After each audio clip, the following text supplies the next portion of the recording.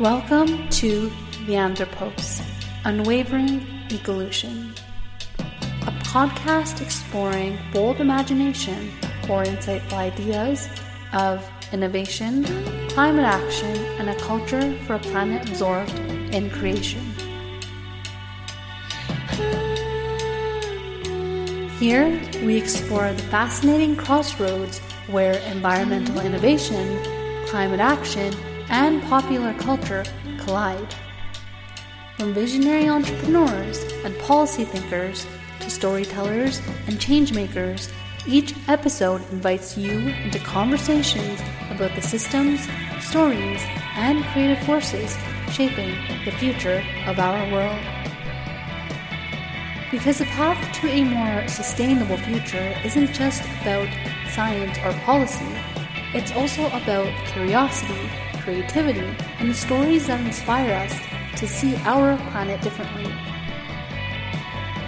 So take a deep breath, settle in, and let's explore what the future might look like together.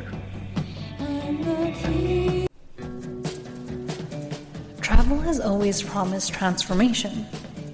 A new place, a new culture, a new perspective on the world.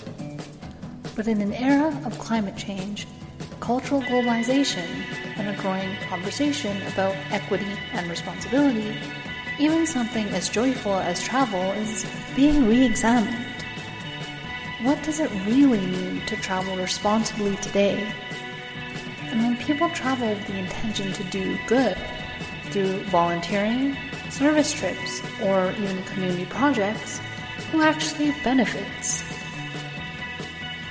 Welcome back to the Anthropos docuseries. I'm your host, Rach. In this episode, we're exploring the complex world of sustainable tourism and voluntourism.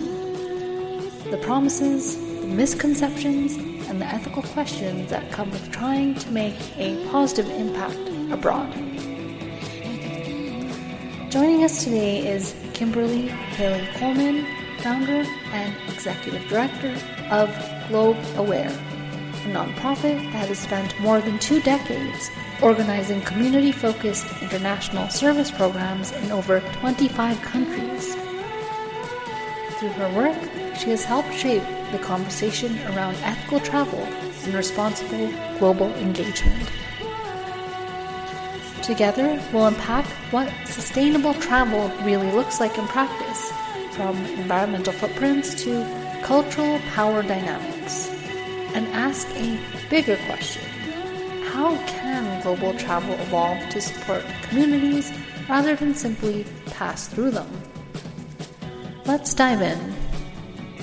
Everyone, welcome back to the Anthropos docuseries. I'm your host, as usual, Rach, and today we're diving into one of the most misunderstood corners of sustainability, at least I find that it is, travel. So especially travel that's meant to do good, especially in terms of volunteering and voluntourism, as they say. So we're talking about voluntourism today. Maybe we'll even dive into topics of ecotourism, carbon footprints, and cultural power dynamics. And basically, we're looking at what responsible travel actually looks like in 2025. And my guest today has been leading the conversation for more than 2 decades. So Kimberly Haley Coleman is the founder and executive director of Unwavering, which is a nonprofit operating in over 25 countries, focused on ethical, community-led international service and to be of service to others. She is also a lecturer, a Texas Business Hall of Fame member, and a key voice in the International Volunteer Programs Association. So today, we're going to be asking,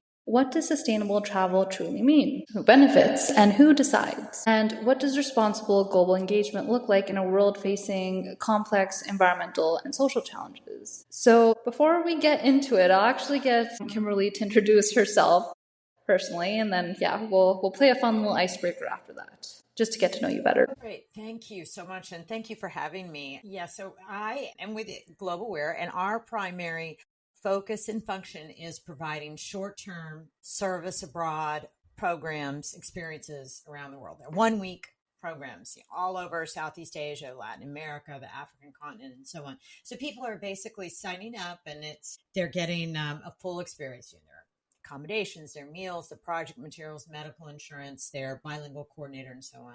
But it's a really just a very different way of experiencing a country and culture, and a way to really deeply connect with culture and people and engage with people side by side as equals. And I should probably give a couple of examples of what kinds of projects, since we don't require any specific skills, whether it's language skills or work skills. So we are installing concrete floors in the homes of single moms. We are building wattle and daub style homes in Kenya. We are assembling wheelchairs for landmine victims in Cambodia. We're building Adobe Lerena stoves in the homes of rural families in Peru. So that's a little bit of example of what it is we do. Okay, great. And like I mentioned, just to get to know you a little bit better, we always like to play this fun icebreaker with our podcast participants. And basically, you're just going to choose, like, I'll send you a listicle, and you're just going to choose a word or an adjective that best describes your personal nature and the work that you do, because you seem to have a pretty diverse palette when it comes to your background. So, and we're not going to typecast you as type A or B or anything. We just want to get to know you. Sure. Basically. So I'm picking a word that, let's see. Boy, a lot of these are definitely not me. Well, quirky, maybe a little sassy. Okay. I think those two maybe. Okay, and why do you say those? So I think because so much of what I do, what we do, is about learning from other cultures and questioning our own assumptions about what we think is right or how to do something, that I'm not led as much by convention. So you might find me doing some quirky things that I've learned and picked up from other cultures. Since I feel like there's so much to gain from letting go of the way people do things traditionally, both in terms of joy and in terms of learning. Okay, great. Thanks for sharing. And just on that, what makes you uncertain and what makes you curious? What makes me uncertain? Well, we certainly face a lot of uncertainty. In what we do, there are so many different dynamics. So, for example, the currency fluctuation on any given day, and what's happening politically in a country where we're operating, what's happening in terms of any sort of natural disaster and so forth. So there are all sorts of things that we have to be wary of and know how we will address if anything like that happens, because there are so many things that aren't set, including, the personalities of our volunteers. They bring their own party to the picnic, so to speak. So that's a piece that changes every week for us. And then just on the next question, so thanks for sharing. What would be your personal definition of sustainability? Because I know it varies from person to person. Yeah. There's so many answers that you can get, so I'm curious. Yeah, and that's a key one for us because we have two missions. Everything we do has to do with either promoting sustainability or cultural awareness. And for us, sustainability means projects that are going to help the local community stand on their own 2 feet. So we are not going and handing out cash and candy and things like that, because those aren't really, that creates dependency and also creates a negative relationship between the person who's visiting and the home community. So we are only engaging in projects that we feel will help our local communities be stronger on their own, and they have to choose the project and lead it. And that's another big piece of sustainability for us, that they've chosen it, they've chosen how we're going to do it, they've chosen the materials. We will run those past our own criteria of safety and what seems to be genuinely meaningful. But since we are working side by side as equals with locals on the projects that are important to them, those are really kind of the key pieces that make something sustainable, in our opinion. So just to kind of start with your personal journey and your origin story, because I was reading a bit about your background. Like I said, you have that diverse palette. So I'm curious, tell me about yourself, your struggles, your aspirations, and I guess the contributions that led you to want to lead a sustainable NGO and a nonprofit organization focused on volunteering and tourism. Sure. So yeah, I did have, my background was really involved in lots of different things, but there was always some international component to it. And I would find myself traveling a lot and wanting to engage in the local community past the traditional tourist sites. And that's really kind of what led me down this path. Seeing that trying to volunteer short term in other countries back before the year 2000 seemed almost impossible unless you are a part of a church group that was going to, a sister church once or twice a year, or if you were wanting to engage in the Peace Corps for 27 months. These just weren't things that fit very well into what I was trying to do. And it seemed like most service opportunities were set up for college and high school kids or retirees that had many weeks to give, which is not logistically practical for most working people. And that is really what led me down the path, is trying to find ways that we could do something meaningful that wouldn't take a lot of time. And I think it's so important to acknowledge that the carbon footprint of getting on an airplane is not insignificant. So if you are going to do that, I don't know that people with resources are going to stop doing that. So if they aren't going to stop doing it, what can we do so that they're leaving behind something tangible and something that will also change their own thinking and perspective, so that when they go home, they're bringing back these lessons in terms of informing who they elect, what they do, and feeling empowered that what we do does make a difference. So, and which also feeds back into your question about sustainability, right? Mm-hmm. Okay, great. And I guess if you had to describe your journey from Wall Street to founding Globe Aware, I guess, was there a particular moment or like a series of moments which I guess made you realize you want to be of service to others, that you realize global service is like a niche area where you need to build your life's work? Yeah. So it was more of a series of projects and programs, and just feeling that the fire was lit. When you see, like most people, I had grown up doing all sorts of community service things with, I wasn't in the Girl Scouts, I was in Campfire Girls, but it's similar. So we would do, the kinds of projects you would imagine for as a student and so on. They were all great, wonderful, and helpful. But somehow when I was serving abroad in a place where the music, the clothing, the food, the faith systems, that all of these things were different, that they challenged my assumptions in a way that service at home was not. By going beyond my typical borders, somehow my ability to open up and change my thinking, it just happens at a faster rate. That experiential learning, similar in thinking to Montessori, that if you're actually doing, touching, seeing, that it stays with you in a way that, reading about it might not. So it was actually a series of experiences that led me to it. And also coming back from organizing these direct person-to-person programs, telling other people about it, and the reaction being one, I wasn't expecting that.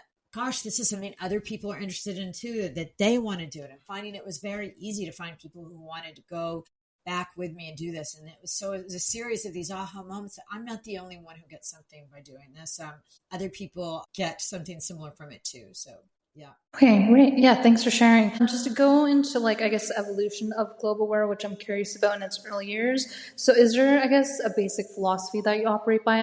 When you founded it initially back nearly over 2 decades ago, back in 2000, what gap did you see, in the volunteering space that others were maybe not addressing? It was the short term.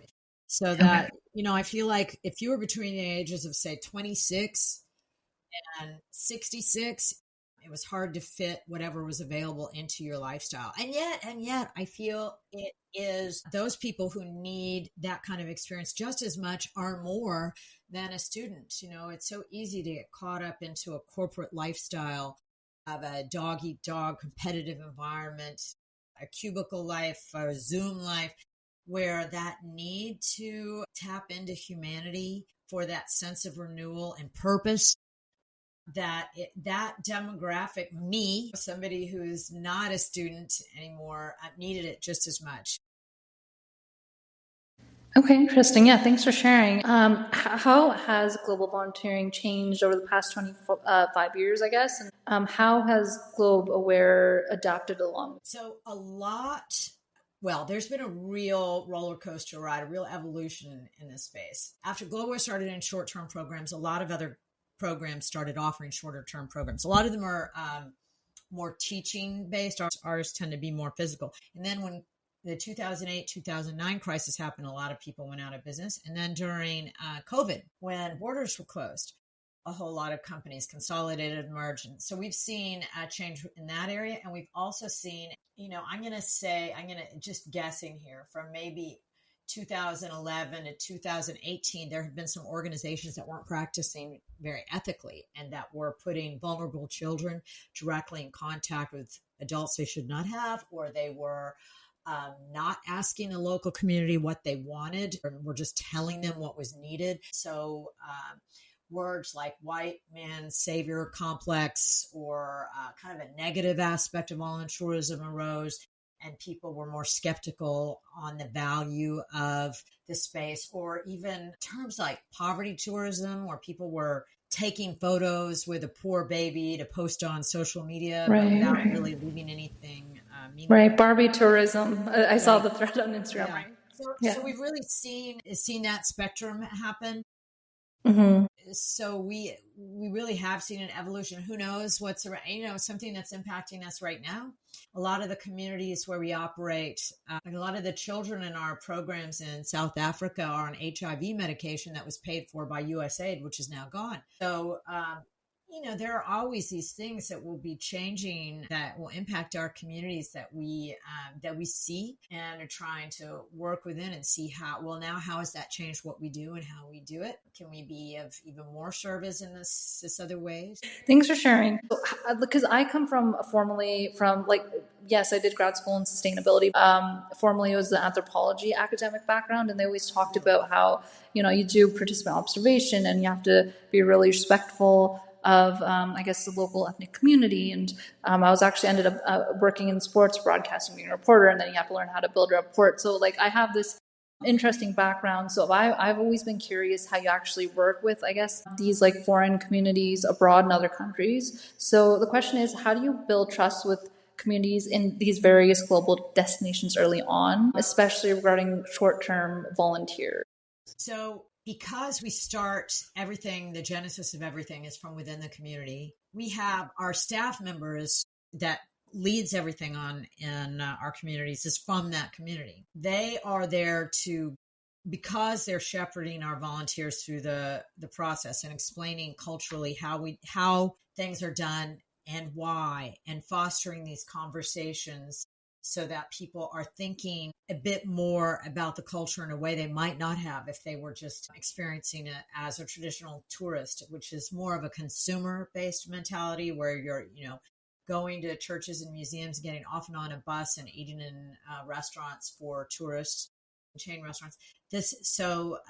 It's really our coordinators that help us make sure that we are doing things in a culturally sensitive way, and that we are discussing what are the real beauties and real challenges of a culture that you might not see if you were just on, going on a cruise or going through a guided experience where, that would be more traditional. Okay, great. Just moving on to framing the sustainability lens. So what do you personally think of sustainable travel, and what does the, term actually mean to you in 2025? Yeah, well, sustainable travel for me in 2025, some of the things that are changing is the engine behind it. So, it's interesting. We used to have a program in China, and in 2020 we closed it and we never reopened it. But I've been going there. My daughter's been studying, and all electric cars. They're really leading certain things, and so it's interesting. One of the things that's changing is the financial aspect of how our programs are paid for. And this is not in a way we anticipated. A lot of employers, as part of their corporate social responsibility, are allowing their contribution matching programs to pay for these kinds of programs. And they are, in addition to giving vacation days off, they'll give volunteer paid days off so that you'll get an extra number of days paid if they're for service. So this is a bit of the future of the direction and momentum that we didn't see coming, but it's great to see. Again, these things are always changing for all sorts of reasons. So we'll see how that goes. But that's certainly a big thing that's making this kind of travel and program more sustainable, because it means that someone can pay a half of what they would normally pay to go on a program like this, and they get a tax write-off for participating in it for what they do pay. And they're usually, around $1,600. So to me, that's what's making it sustainable. What's driving it in 2025 is some of that financial piece, that it's less expensive than a traditional vacation. They're able to pay for it in different ways. So that, and what also makes it sustainable for us is that we know the joy people get out of it. And we know that makes them want to do more of it. And what we see is people, once they get past any sort of initial hesitancy about going to a country that they don't know much about, that once they've done it and see how the structure takes you through this very customized experience and eliminates so much of the risk that you might anticipate is there, that it makes them brave and want to do more of it. And then again, when they come home, it makes them want to do it. And so this kind of sustainability that, hey, you've gone to do this and we know it's going to light a fire and that you're going to keep doing it. You're going to keep giving back and keep serving and keep looking to your neighbor and within your own community to see what's needed so that you can get that same joy and connectedness. Yeah, no, that's pretty insightful. And I think we need more organizations like this, at least in Canada. I don't know if we have something like this, but I remember we have Canadian charity status. We're also a Canadian charity. Oh, okay. That's good to know. Because I remember when I did a couple of trips to India growing up, the second time I was really shocked at the poverty with pollution and stuff like that. And obviously I recognized that before, but I wanted to help out and help to teach, children English and stuff like that. But they didn't really have anything in place, like organizations like this in place at the time. So I think we definitely need more of this organized structure and NGOs going in and helping out. And then just on that second part of the questions, I'm curious about how has the rise of climate awareness and anxiety, all these carbon concerns we're hearing about in the news, and ethical consumerism influenced global volunteering and tourism models in your perspective? That is a great question. And while I don't know a specific numerical way of answering that, but what I can tell you is, when our volunteers are going and building like an Adobe Lorena stove, and they're seeing the homes where people are living, where it's often on the open earth, and they're just making a fire directly on the floor. And there are several things that come out of that. It means that you're having to go and find firewood. People are breathing the smoke in to their lungs from within the home. And it takes a lot of time to find the firewood. If you build these Adobe stoves, it pulls them up off the ground. The vent pipe takes most of the smoke out. It takes 80% less fuel to keep that fire going. So it helps with deforestation. Now, when our volunteers are going on our programs, a lot of them haven't done a whole lot of research because, we're turnkey. You sign up, you show up, and you learn it once you get there. So I think a lot of times the volunteers aren't necessarily going into it thinking, hey, what is climate change? What's happening in terms of pollution and so on? But when they go and see it and experience it and see that there are solutions, even if it feels small scale, we're not building hospitals and roads. It's a small scale and you're seeing the impact on a human, but it all starts there, that there are solutions. So I feel like in terms of climate change and the direction, how things are going in terms of global volunteering, I feel that a lot of times people are motivated because they think, hey, this will be an interesting adventure. I do like the idea of giving back. They don't realize how much of a partnership it'll be. They may come into it thinking that they're going to be somehow teaching when in reality they're learning. So a lot of the magic happens when they arrive and experience firsthand. Then they, I think, are more likely to think about these things. So even in terms of standards of living, when we're going to Ghana and you're hand pumping the water to mix concrete and you're carrying it across the road, you suddenly become much more grateful for what running water means for people. And in your own life, you're more likely to turn water off between brushing your teeth, things like that. They're things that I don't know are necessarily driving our volunteering, but our volunteering impacts the outcome and perception of how one lives after doing it. Okay, interesting. I like how your approach is not necessarily top down. It's very bottom up and collaborative. Like you said, kind of how they say think global but act local. And when volunteers go there, they're participating in things like, small scale urban agriculture maybe, or community cooperatives, renewable energy and stuff like that. And I think that definitely helps when they come back to places like the US or Canada, and they're definitely more appreciative of that. Perfect. And then for this next question. Yeah, okay. So now we're going to go a bit more into, I guess, the rise in reality of volunteer tourism, or voluntourism as it's called. So I find that the term itself has become controversial in recent years. So why do you think it sparks such strong reactions? Yeah, I think that period, that aforementioned period where there was a spate of irresponsible organizations that unfortunately had a light shown on them. But it's like anything. You have one bad apple and it can taint the whole bunch, right? And so unfortunately, because there were people that weren't doing things in a responsible manner, it has created mistrust for some people. Although it's interesting, we saw really firsthand there for a series of years where everybody who hadn't been on one of our programs came at the experience with some mistrust, or just even seeing or hearing about it. But fortunately, there was such promotion and awareness of what to look for. And even organizations like, I'm also with IVPA, International Volunteer Programs Association, where we put out a series of kind of what we think of as a good housekeeping seal of approval items that we believe responsible organizations should be doing, having an emergency preparedness backup plan, and having insurance, and knowing where medical care is, and starting with the locals, and so on. So, I think it depends on where you are, what you're exposed to, but we've seen, fortunately, the skepticism decrease as things like that have become more widely promoted in terms of looking for certain standards and having the right questions to ask. I mean, I know I'm sure, still unethical things happening, but at least there's awareness now by a lot of people in terms of, what do I look for? How do I looking for what other people have said about the experience across whatever platform. And fortunately now there are, for good and for bad, the digital footprints of an organization are out there. So that's helpful. So actually, I feel like we're in a more positive trending era in terms of looking at some of the more negatively run organizations and aspects of voluntourism.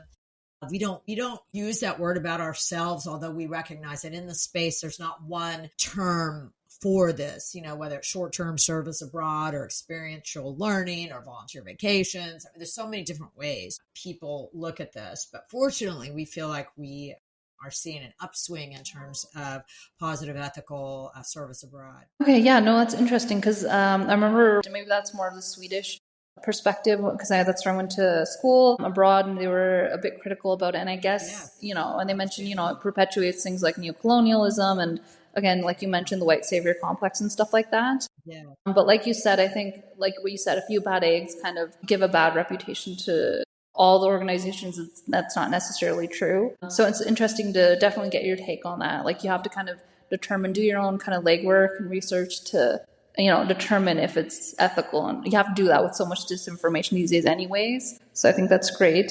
Yeah, related to that, I'd like to say too, in terms of a background, so if you're Swedish or European or Australian, if you're Australian, you often start out getting 6 weeks of vacation. If you're Canadian, you don't. And yeah, that's true. You might come across, you might be in Spain for a week and come across an Australian who looks at you like you've got 6 heads when you tell them you're only there for a week. That's true. What are you even going to see? How are you going to experience anything? You don't even care about the culture. Well, some of this is what fits into your life, right? So I think most Europeans, the thought of going someplace short-term to serve doesn't make sense with their background. Right. That's actually, yeah. And there's no question that, hey, if you've got 27 months to give, you're going to get a much deeper experience going in the Peace Corps. So there's, no arguing with that. So definitely, I totally get where a European who has a lot more vacation or has heard some of the bad stories of yesteryear, why they would be skeptical. For sure. Yeah. When I realized I have like a whole month of Christmas, it just shocked when I was there. They're on they have some other kind of work-life balance. Yeah, but I didn't really think about it in terms of that. It's actually a really good point. And just in terms of volunteer tourism, again, what misunderstandings do you encounter most about it? A big misunderstanding is if you don't realize how much learning is going to be happening. That this is almost more about what the volunteer is learning than what is being provided within the community, because look, the locals are better and faster at everything we're doing, obviously. And we could just write a check and that would get built or done. But what does it do to the volunteer? So I would say one of the biggest misconceptions is not realizing that this is a very selfish enterprise. The volunteer who is going and doing this, the joy they're getting from it, and this connection that they're happening, I think that's part of what makes it sustainable, is that you might go into it for certain reasons and then get there and realize what it's doing for your soul and how much fun it is to get to know people standing side by side with them. And so selfishly, that this is such a beautiful thing, privilege to get to have, right? So I think that's one of the biggest misconceptions, is not keeping that in mind. Okay, yeah, no, it's really in depth. Thanks for sharing. Just on this next question, similar to last, how can volunteer travel be done in a way that supports sustainable development rather than disrupts it? Yeah, well, some of the things may be obvious in terms of, it's not just buying food and doing experiences that are run by multinational corporations, but actually getting to do things, work with, and buy from actual locals. I think one of the more destructive things is, a big, huge cruise ship where somebody's paying $100 or $150 to go into Venice for the day, and the cruise ship disgorges thousands of people that, run over each other quickly in the streets and are brought to the same souvenir shops and the same restaurants that will, feed 1,000 people in 30 minutes. It's not that good for the local community, right?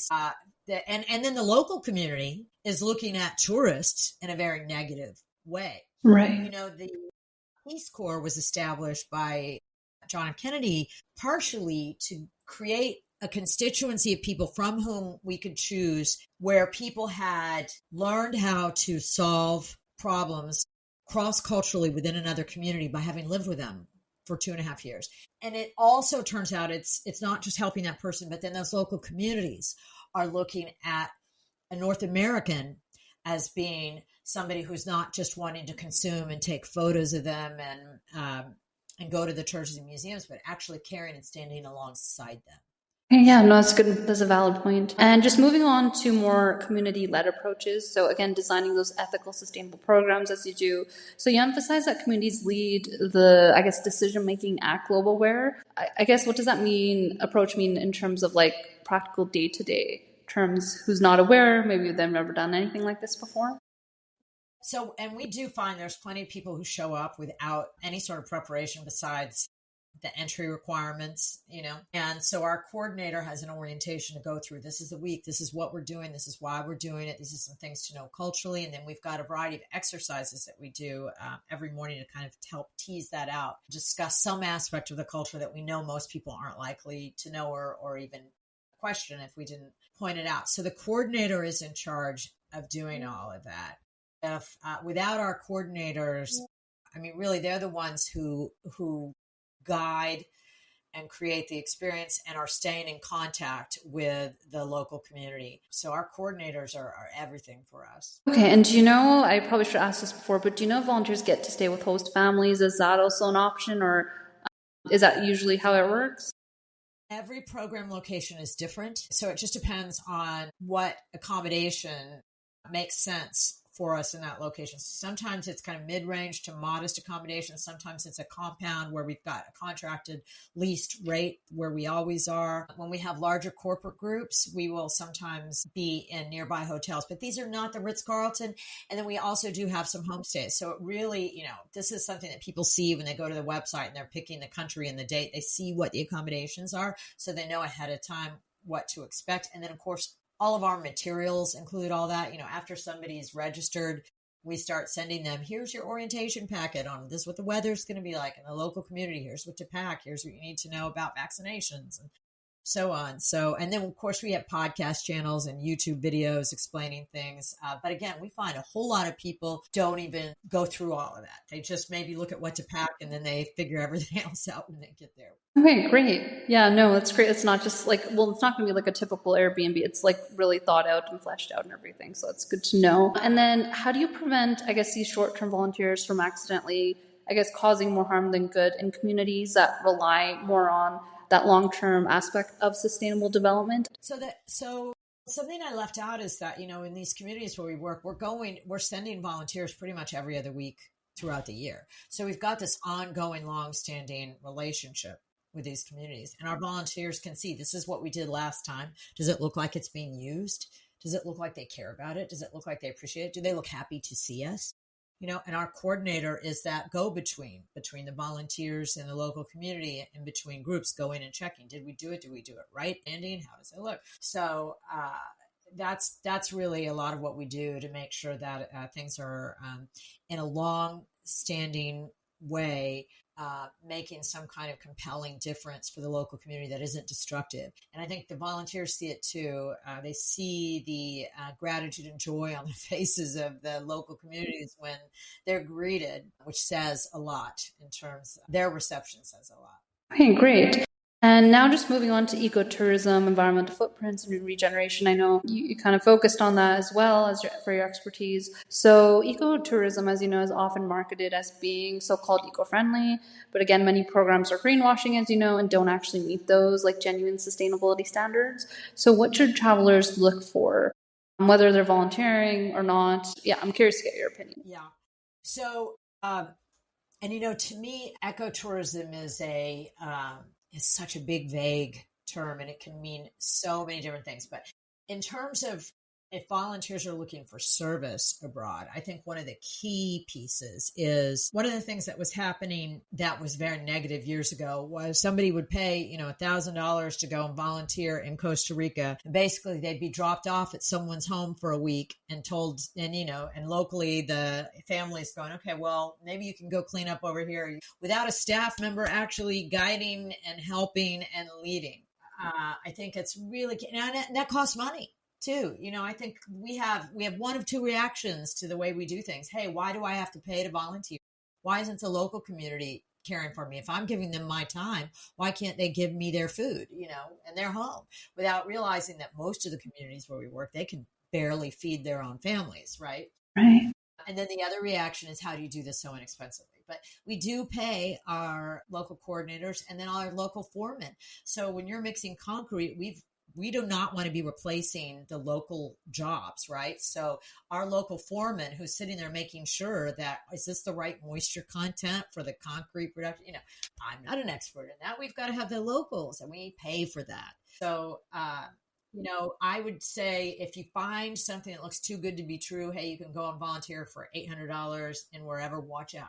You're probably not going to have, medical insurance and liability insurance, or a reliable staff member who's actually going to care and who's gone through and is guiding you through. I think the staffing piece is really important. Okay, no, that's good to know. What's the main difference for our listeners out there that may not know between volunteer tourism and ecotourism? And in your opinion, do we need to re-strategize how we approach ecotourism for environmental stewardship? Okay, so maybe the first one first. I feel like ecotourism is a larger umbrella term that incorporates service or volunteer tourism underneath it, and that it's just a broader scope and spectrum, right? And that volunteer travel underneath that is certainly more of a subcategory under which we fit. So in terms of approaching what can we do from an environmental tourism perspective to make sure that we're doing things responsibly, is making sure that you can tell does it seem like the people who are serving are listening and asking why we're doing something instead of telling them what needs to be done? Are we understanding the real challenges that a community faces instead of assuming what the challenges are? Almost all local communities have already identified what they think their challenges are, and almost all of them have some idea of how they want to address it. They just may not have the resources to do it. Hey, no, I like that too, that you're addressing that aspect of cultural harm, and you're not, like you said, you're not going to necessarily take the local construction worker's job. You're not trying to displace indigenous communities. You've taken all this stuff into account. So yeah, it goes back to the commodification culture. I like that. You mentioned that. And are there any other steps that Global Aware takes to reduce environmental impact, especially international travel itself has a huge carbon footprint? Yeah, no, when it comes to airfare, this is the big what's going to happen. Why? Yeah. I really want the renewable batteries. Why can't Elon Musk come up with a low carbon for an airplane, this is really what we need. Because right now, for the foreseeable future, it's hard to imagine what will replace that.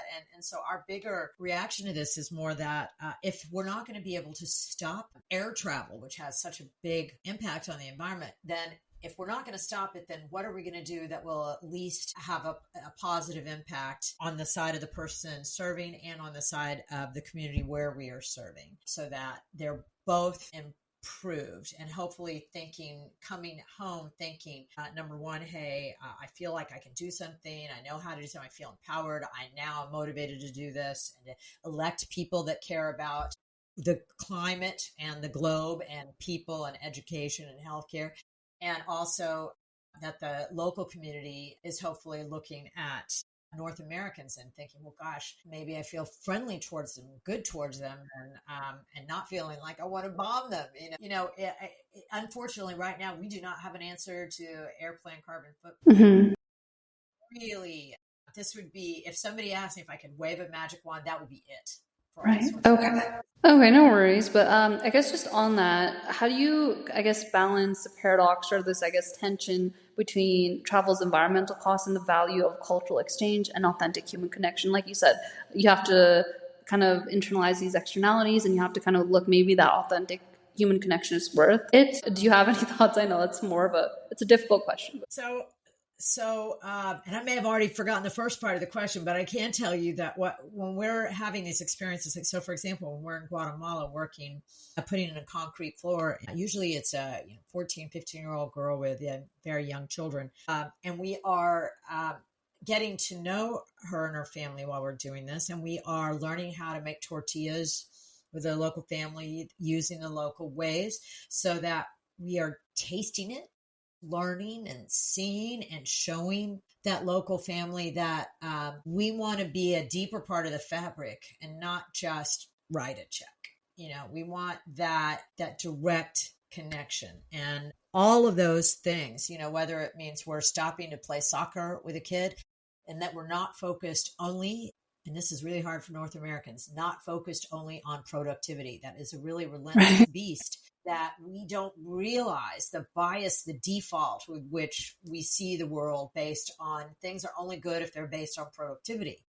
And if you're looking at your watch and the local community members are not looking at their watch, then we're going to have a disconnect in terms of what we're getting done for the day. So on our side, our coordinator is there as a part of our orientation and daily shepherding, reminding them, stop looking at your watch. If it rains in Costa Rica, I'm just going to warn you, everybody's going to stop and have a coffee. And that is just as valuable in this experience as the project you're working on for the locals and for you all. So while there is a trade-off, this is something that does separate a service experience from a traditional travel experience, because that's not something, again, you're going to see on a traditional tour, having those conversations. Okay, yeah, no, it's a valid point. So we're seeing the shift from sustainable to regenerative travel and efforts that leave, the ecosystems or communities better off than they were before. So what does your perspective on regeneration in your context? Yeah. So, since our local communities drive everything, I feel like, and all our projects are chosen by the local communities, they're often the ones that are able to see what that regeneration looks like.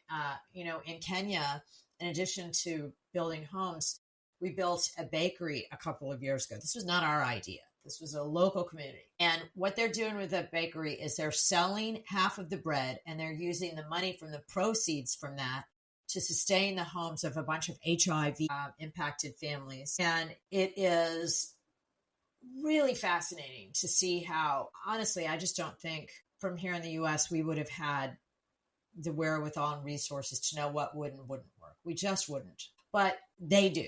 And so by their being in a community and seeing what works and what doesn't, and what's going to lead to the next iteration of making our efforts have an even better impact, it rests on the shoulders of our very capable coordinators that, I'll tell you, our average coordinator is probably between the age of 58 and 63, and they've been with us for Wow. a decade or two minimum, and to give you some idea of how familiar they are with what do our volunteers need and expect in the local communities, what's working, what isn't, what's interesting to the volunteers, what kind of food do they like, what kind of food do they not like. These are all really valuable things, but it is the local communities that come up with all of our great projects and making them as regenerative as possible. But we look to them. Okay, great. Yeah, and that was a great example.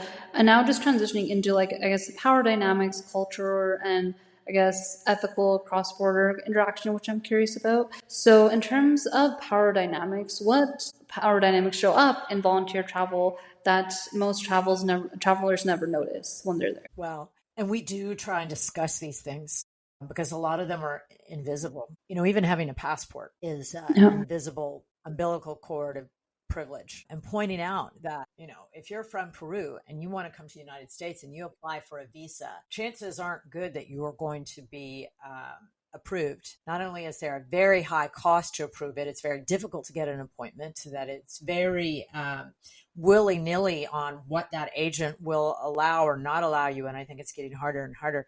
And to realize that the power somebody has to say, not only do I have the money to go someplace, I've got a passport that makes it much easier than if you're from a lot of plant parts on the planet. So we try and have these discussions so that people are more sensitive to understanding that while we're standing side by side with these locals and they're working faster and better, and yet they're not likely to be able to come and visit us. We're essentially bringing the world to them, and there is a power dynamic there. So you may be looking at saying, gosh, well, they seem happy and they're working hard and they know what they're doing.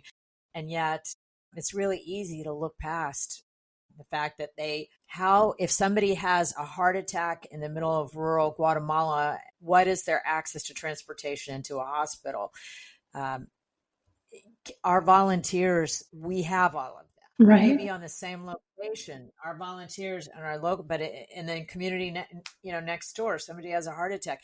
Understanding what that means to not have access to that. And we think of it, our perspective tends to be more on privilege than power, but in some ways they can overlap and be the same. Okay, interesting. And how do you actually prepare your volunteers to avoid a saviorism, cultural imposition, and I guess reinforcing these harmful stereotypes that you mentioned? Well, so we certainly hope that they're consuming our content before going, in terms of our videos and our podcasts and our orientation. But if they don't, during the in-person orientation, we do go through those things because they are something that we want the communities to be happy to see us. From our perspective, if our volunteers are coming in pretending to be heroes, then we're not going to have the outcome and the relationships that we want to have. And I have to say, it's very quickly when our volunteers arrive and are on location, they feel humility very quickly. So some of that happens just organically, but our coordinators also do try and guide the thinking there, and so that our volunteers aren't seeing themselves as these saviors. Great. Yeah, I guess like whoever signs up for this program, they want to be intentional. They're not there just for like a short, fun getaway sort of thing. Okay, no, thanks for answering that. And then just going on to tourism as a tool for sustainable development. So how do you evaluate whether a travel program is genuinely supporting sustainable development versus simply, I guess, creating the appearance of impact and just like a veil over it? Like, how would you, if you have any thoughts? What we don't do is we do not have big management consulting firms making 500-page reports on our programs. The amount of money it would take to do that would build many, many homes. So we don't look at this with spreadsheets, right? We look at this as how many concrete floors have we put in? Are people using the community center, and are people using the wheelchairs that we're putting in? So we're looking at this in a very different way. And again, this is small scale since we're not building hospitals and roads. And again, that's kind of productivity minded thinking, how do we measure this? We take a different philosophy to it. Honestly, it's much more small scale. It's almost like saying, when you went out for the holidays and tried to spread cheer, did you get a management report on how it went? Right. Yeah. It's small scale. We, and our volunteers see what they finish, because all of our projects are designed to be finished in a week. If we're doing a wattle and daub style home, we finish it and we see the one that the volunteers did 2 weeks ago there, and then so on and so on. So you see it all. But yeah. And Okay. this is determined by our volunteer numbers, so we tend to have 10 people in our groups. If we have two, so if we're doing concrete floors, we do a certain number of concrete floors per week. So, and if we don't have volunteers for a week, then we don't get any built that week, right? So it's a measure of our volunteer groups and how many we've got. Okay, great. And to you, what does reciprocity look like between hosts and visitors when programs are sustainably designed, in your perspective? So for us, reciprocity is their willingness to share their culture and their lives with them. With those, showing how they cook, sharing a meal together, singing songs together, playing soccer together. It's often in the in-between time from work that you see that reciprocity. We really don't guide people to go and look at what is the community going to do for you. Right. Because it happens naturally. Yeah.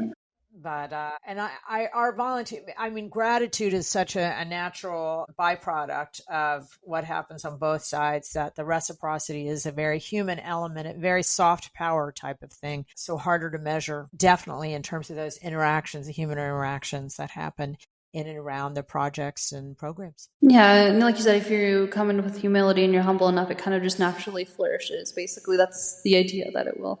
And then just moving on to safeguard standards and just transparency. So from an industry leadership perspective, which safeguards or standards should all volunteer organizations, again, adhere to? Because you mentioned there's some scammy ones out there and ones that aren't very genuine. So yeah, that would be good to get your... So my easy answer to that is our industry association, IVPA, lists all the criteria that we recommend. And it's a lot of points, too many for me to list here. But, it certainly has to do with being prepared in terms of risk and disaster and health. We do not operate in war-torn countries, and we don't handle bodily fluids because we're not Doctors Without Borders. We don't have our volunteers high on ladders or operating heavy equipment and machinery. We think it's irresponsible for an organization that does that unless they've got very specifically trained, Engineers Without Borders, and where they're bringing engineers, Doctors Without Borders, where they're bringing a cardiologist to do cardiac work. So we at IVPA, we list all of those things because there's so many things we think that people should be on the lookout for in terms of ethical and responsible volunteering. So how do you measure impact in a way that respects community priorities and doesn't impose those Western metrics on local context? Because you talked a lot about this before. So if you have any last thoughts on that, that would be good. Yeah. So because we're focusing on asking, what do you need, and really listening, I feel like that's the basis of it. Since we're not in a position to declare what needs to happen, that's really it, right? It's that coming at it with that perspective and making sure that they're leading whatever it is we're doing. And we've made mistakes in the past where we've taken on a project and they said, well, asked us, hey, how do you think we should handle that? And so we went and brainstormed and had the projects not work out. So we have stumbled to get to where we are and learned how it's not just the genesis of the idea and the perceived problem, but the solution itself has to have come from the local community, or there's so much potential for problems down the road.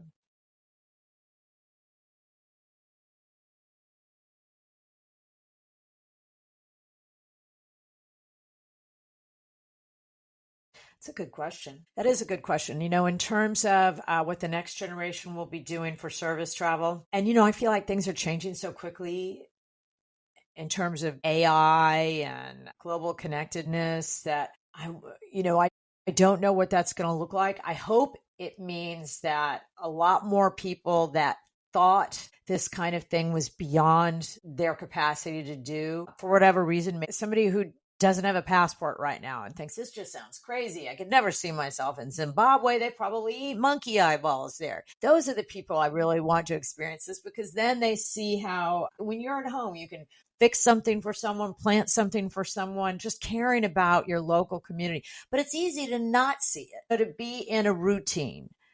And so taking yourself out of that day-to-day, work-a-day environment really resets your own sense of self in terms of what you can do and what it does for you, and getting past all of the fears. Will I get mugged? All of the things. And so my hope is that because corporations and schools and lots of new enablers of service abroad are starting to recognize its impact, I hope that continues to grow, that people feel like it's more and more accessible. I would love if the latest iteration of overseas travel meant that, because we have a whole lot of people without passports in the North Americas, and there are a whole lot of reasons for that. I think a lot of it's fear-based, but there are other reasons as well. And so I'd like to chip away at that. In our next decade of service travel, I'd like to reach that broader audience that might currently have fears beyond their borders.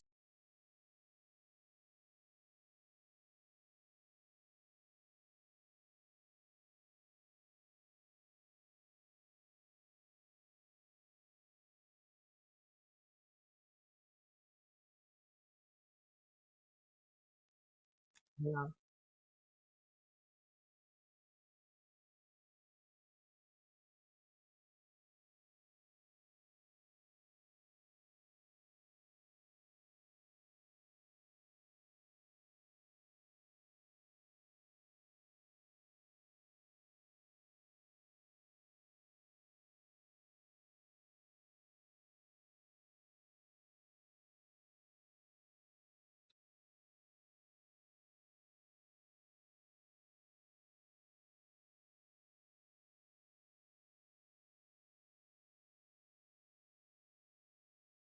Well, I guess AI is certainly it's also concerning for lots of reasons. I'm talking to you from Texas, where we're putting in a lot of the servicing centers, and there's a lot of discussions about water and data centers and resources. So on the one hand, while I'm amazed by it, I'm also scared by it. And we've used it in some degrees in ways that we wouldn't have thought we would. For example, some of our podcasts are AI generated, where we just took our orientation and fed it into an AI machine to create a podcast. And we've had to do a lot of editing of them, because there are still errors when they come out. So I guess I'd say AI, just because there's so much out there. Although again, I wish it was some kind of carbon-free airplane that would.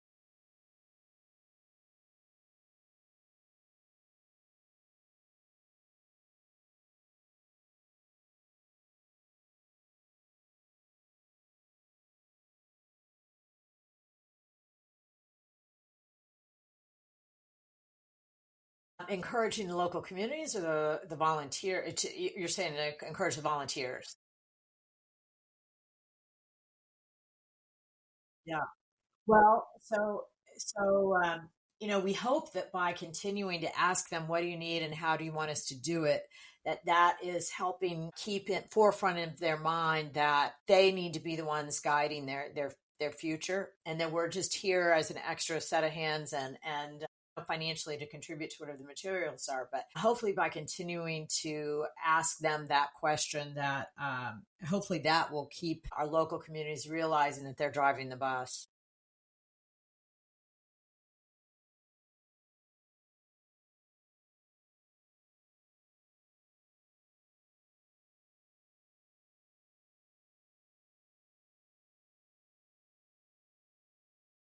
Yeah. So, as an example, one of the earlier things I mentioned, where we had a stumble, where we brought a bunch of Sawyer water filters, which are excellent water filters, up to the Andes Mountains in Peru, and they do not work well at high elevation. And that was one of those hard examples we had to learn, right? And so we've had many times where we've had to learn locally in terms of what works and what doesn't.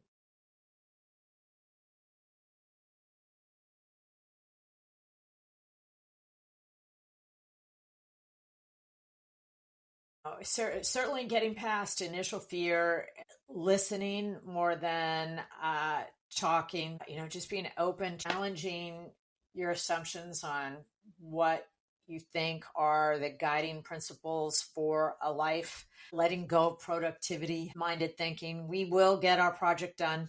And, I know every experience and program is probably run differently, but those are some of the main things that we try and communicate.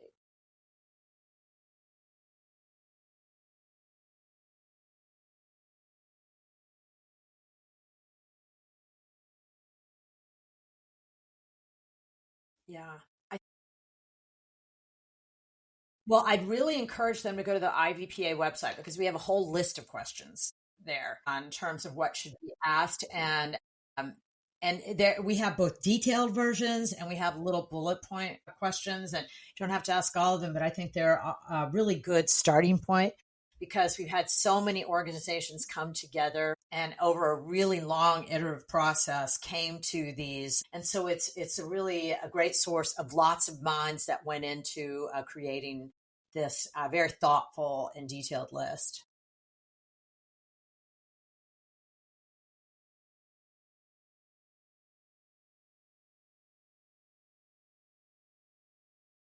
Yeah, in terms of looking within your own community, and of course, it's going to vary neighborhood to neighborhood, city to city. I would think it starts with first looking at what are the needs you know of and how are they going about addressing that. So, for example, we have a North Texas food bank here in Texas that to try and address the needs of the hungry. We've had a big budget shortfall recently, and so that's something that I care about. And so because that's something that means something to me, I've gotten involved in terms of fundraising and drives, dropping off food. So I think it starts first and foremost of looking at what are the needs right around you that resonate with you, and what can you do that's already out there to start addressing it? Because usually needs have already been identified by some grassroots organization. There's already something started. And if you're new to it, you don't want to be the one to say, hey, here's what we should do. First, see what's being done. Then you can decide, is this working? Does this make sense? And if it's not, then maybe the next level, then do some brainstorming. But a lot of times there are a lot of great organizations currently operating that people can contribute to in your own backyard. And that is, from our perspective, international service is not the first place to start serving. It's definitely your neighborhood, your family, your community. And it's only to the extent that you have beyond that, both whether it's the resources, the time, and the interest, should you be doing that. But it definitely starts in your home community because there's so many great sustainable initiatives out there.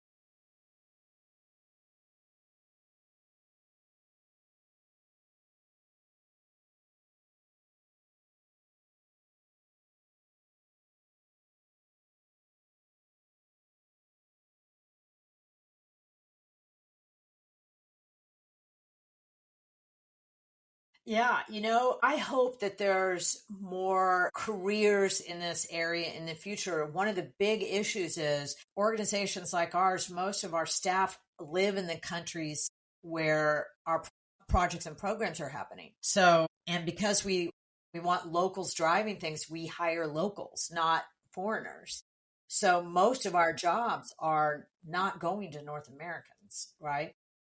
Now, other organizations may operate differently. And I think there's huge room for traditional tourism to try and add more components of responsible, ethical, service related activities. And so, what you might want to do is see what even, certainly financially, it's easier to support yourself working for a for profit tourism agency that just has interest in supporting travel, because most of the nonprofits are hiring locals within the communities that we serve, and that's where most of the jobs are. Thank you for joining us again for the episode of the Anthropos, Unwavering Ecolution. If today's dialogue sparked a new idea or perspective, be sure to follow the podcast and share it with someone who enjoys exploring the stories shaping our world. From environmental innovation and climate action to the cultural movements that inspire change. You can stay connected by following the show on Spotify and Apple Podcasts, where the conversation continues between episodes. And of course, be sure to follow us on social media, in which you can stay tuned for further updates. Until next time, keep imagining boldly, and remember, curiously be open to exploring possibilities.